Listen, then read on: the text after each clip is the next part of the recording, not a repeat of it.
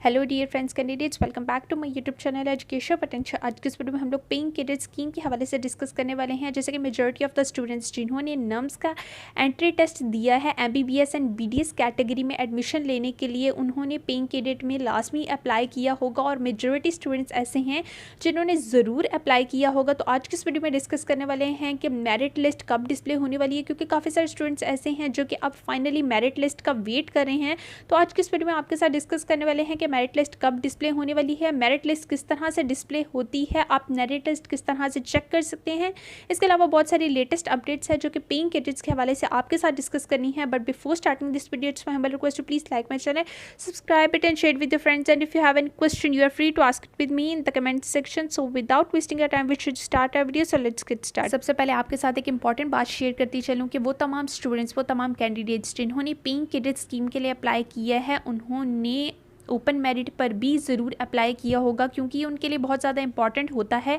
कि वो paying cadet के साथ साथ ओपन मेरिट पर भी अप्लाई। और ये इंपॉर्टेंट इसलिए होता है कि अगर आप ओपन मेरिट पर सेलेक्ट हो जाते हैं तो फिर आपका जो नेम है वो पेइंग कैडेट स्कीम से रिमूव कर दिया जाता है और फिर आपकी जगह पर जो सेकंड कैंडिडेट हैं जो कि मेरिट पर आ रहे होते हैं, उनको अपॉर्चुनिटी दी जाती है कि वो एमबीबीएस एंड बीडीएस कैटेगरीज के अंदर सर्व कर सकें अकॉर्डिंग टू देयर मेरिट। काफ़ी सारे स्टूडेंट्स ऐसे हैं जो कि पूछ रहे हैं कि पेइंग कैडेट्स की मेरिट लिस्ट कब डिस्प्ले होगी। तो आपको एक बहुत इंपॉर्टेंट बात बताती चलूँ कि पेइंग कैडेट की कोई भी प्रोविजनल मेरिट लिस्ट हरगिज़ डिस्प्ले नहीं होती। जैसे कि आप चेक कर सकते हैं कि नम्स के एफिलिएटेड प्राइवेट मेडिकल कॉलेजेस के और नम्स से जो लिंक जितने भी कॉलेजेस हैं और आर्मी मेडिकल कॉलेज है, उनकी एक प्रोविजनल मेरिट लिस्ट भी डिस्प्ले होती है और उसके साथ साथ सिटी वाइज भी merit list, first merit list, second merit list and third merit list and so on, जितनी भी मेरिट लिस्ट हैं वो डिस्प्ले होती हैं। लेकिन आप तो बताती चलूँ कि पेइंग कैडेट्स की कोई भी स्पेसिफिक और कोई भी प्रोविजनल मेरिट लिस्ट हरगिज़ डिस्प्ले नहीं होती। उसके बरअक्स इस तरह से होता है कि वो तमाम कैंडिडेट्स जो कि सिलेक्ट हो जाते हैं पेइंग कैडेट स्कीम को सर्व करने के लिए, उनके नेम नोट डाउन किए जाते हैं, यानी अकॉर्डिंग टू देयर मेरिट जितने भी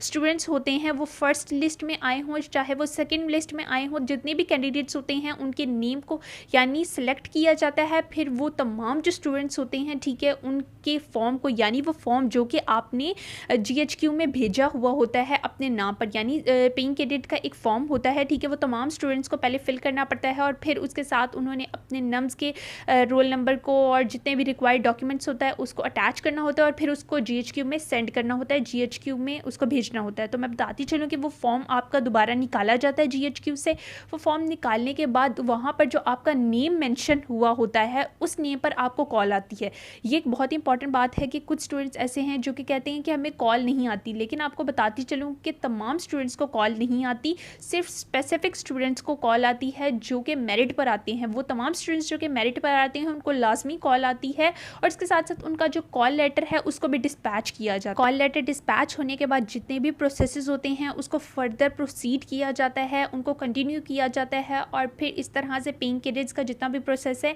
उसको एंड तक पहुंचाया जाता है और फिर जितने भी स्टूडेंट सेलेक्ट होते हैं, ठीक है, वो फिर सर्व कर सकते हैं आर्मी में एमबीबीएस एंड बीडीएस कैटेगरीज के लिए स्टडी कर सकते हैं। और एक और क्वेश्चन है जो कि स्टूडेंट्स का बहुत ही इंपॉर्टेंट क्वेश्चन है और वो स्टूडेंट्स ने बार बार मुझसे पूछा है, उसको भी मैं आज की इस वीडियो में आपके साथ शेयर करूँगी, क्योंकि काफ़ी सारे स्टूडेंट्स ने ये पूछा है कि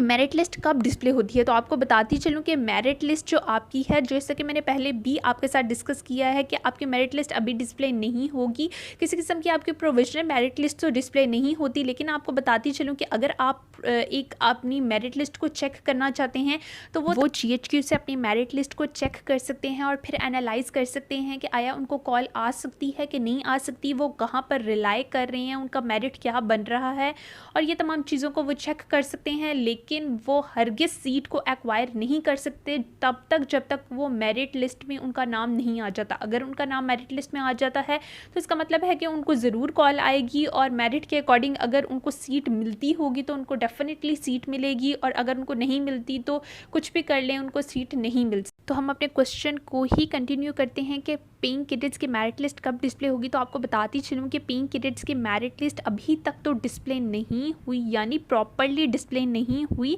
लेकिन आपको बताती चलूँ कि फ़िलहाल आपकी मेरिट लिस्ट डिस्प्ले नहीं होगी। वो इस वजह से डिस्प्ले नहीं होगी क्योंकि नम्स के एफिलिएटेड मेडिकल कॉलेजेस में फ़िलहाल आपको पता है कि प्रोविजनल मेरिट लिस्ट डिस्प्ले हो रही है। एएमसी की मेरिट लिस्ट है वो भी डिस्प्ले हो रही है, यानी एएमसी की अभी 3rd या 4th मेरिट लिस्ट है वो उसको डिस्प्ले कर दिया गया है। तो आपको बताती चलूँ कि अभी तो आपके पेइंग कैडेट की मेरिट लिस्ट डिस्प्ले नहीं होगी। आपके जो पेइंग कैडेट की कैटेगरी है वो एक डिफरेंट कैटेगरी है, और जो आपके नम्स के एफिलिएटेड मेडिकल कॉलेजेस है और जो एएमसी की कैटेगरी है वो एक डिफरेंट कैटेगरी है। दोनों कैटेगरीज में डिफरेंट है। वो इस तरह से डिफरेंस है कि जो आपके नम्स के एफिलिएटेड मेडिकल कॉलेजेस की और एएमसी की कैटेगरी है उसमें आपकी प्रॉपर मेरिट लिस्ट डिस्प्ले होती है, और मेरिट लिस्ट डिस्प्ले होने के बाद जो स्टूडेंट्स हैं वो अपनी मेरिट लिस्ट की बेसिस पर एडमिशन लेते हैं। और आपको बताती चलूँ ये जो पेइंग कैडेट की कैटेगरी है उसमें स्टूडेंट्स को प्रॉपर कॉल की जाती है, यानी अगर आप मेरिट पर आ जाते हैं और आपकी तमाम वेरिफिकेशन होने के बाद आपको कॉल आती है जब, तो यानी आप बिल्कुल फाइनल स्टेप पर होते हैं। फिर सिर्फ आपका अपना डिसीजन होता है कि आया आप आर्मी को सर्व करना चाहते हैं, आप आर्मी में स्टडी करना चाहते हैं या फिर नहीं करना चाहते। लेकिन आपको बता दूं कि पेइंग कैडेट की जो आपकी मेरिट लिस्ट है वो अभी तो आपको डिस्प्ले नहीं होगी, और वो डिस्प्ले होने के बावजूद भी आप कुछ नहीं कर सकते क्योंकि प्रॉपर कॉल्स आनी होती है स्टूडेंट्स को। पेइंग कैडेट के जितने भी स्टूडेंट्स होते हैं उनको एक कॉल आती है और कॉल के बाद तमाम प्रोसेसेस को कंटिन्यू किया जाता है। इस तरह से जो स्टूडेंट्स हैं पेइंग